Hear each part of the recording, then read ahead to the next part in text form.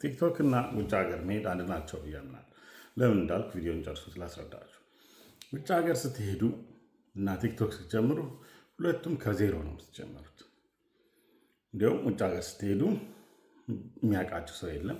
ስለዚህ አዲስ ባህል፣ አዲስ ቋንቋ፣ አዲስ ማንነት ይዛችሁ ትነሳላችሁ። ከዚህ በፊት የነበራችሁ ቋንቋ፣ ትምህርት፣ እውቅና ባዶ ነው። ከዜሮ በቃ የምትጀምሩት እና ያ ከባድ ያደርገዋል። አንዳንዴ ደግሞ ራስን ድጋሚ ማግኘት ያስችላል እና ውስጣችን የነበረውም ግዴታም ስለሚሆንብን በደንብ ጥሩ ሰራተኞች ያደርገናል። ቲክቶክ መጀመር ተመሳሳይ የሚያደርገው የነበረ ማንነት ኦልሬዲ የምንታወቀው እውቅና በማህበረሰቡ ጓደኞቻችን ሁሉም አይጠቅምም። ለምን ለዓለም ወይም ለማያውቀን ሰው ነው ቲክቶክ የሚያጋልጠን እና ያም ከባዶ ለማያውቀን ሰው ነው የሚታየው ያ ቪዲዮዎች ማለት ነው። ስለዚህ እኔ እንትና ነኝ ብቻ ማለቱ እውቅና ስለሌለው ወይም ስለማያዋጣ ድጋሚ የሁሉም ሰው እናንተ እንዲያውቃችሁ መጣር ነው።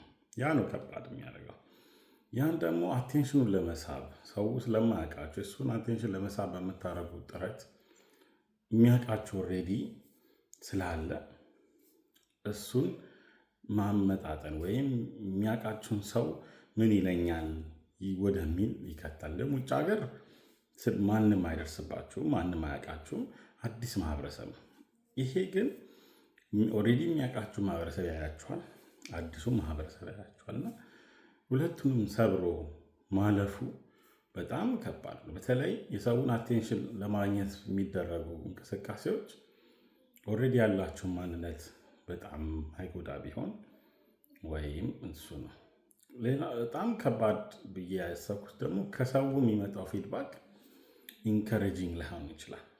ለምሳሌ ነው የገጠመኝ ማለት ነው። እሱን ራሱ ማለፍ ራሱ ትልቅ ከባድ ቻሌንጅ ነው ብዬ አስባለሁ። የመጀመሪያውን ካሜራ ላይ መውጣት የመጀመሪያው ፌዝ ብዬ ልገምት ነኝ ወይም በእኔ ድምዳሜ። ቀጣዩ ፌዝ ደግሞ እነዚህን ፌዝ ማለፍ ነው እና ራስን ማግኘት በሰውም አዲስ ፋሚሊ፣ አዲስ ኮሚኒቲ የቲክቶክ ወይም አዲስ ኢንቫይሮንመንት መፍጠር እና በዛም እውቅና ማግኘት ነው እና እሱ ነው በጣም ትልቁ ቻሌንጅ ብዬ የማስበው። ለምን ኦልሬዲ የሚያውቃችሁም ሰውም አዲስ ሰውም ላይ እኩል ለመታወቅ የምታደርጉት ጥረት በጣም ፈታኝ ይሆናል ብዬ አውቃለሁ። ከታወቃችሁ በኋላማ ቀላል ነው። ቁጭ ብላችሁ ራሱ ዞር ብላችሁ ቤታችሁን የምታሳዩ ብዙ ሰው ላይላችሁ ይችላል። ግን የሚያውቃችሁን ሰው ተነስታችሁ ዛሬ ልክ እንደ ጓደኞቻችሁና ይሄ ብትሉት ላያችሁ ይችላል። እኔ ዛሬ ያገኘሁትና 14ኛ ቀን የቲክቶክ ቻሌንጅ የገባኝን የተረዳሁት ይሄ ነው። መልካም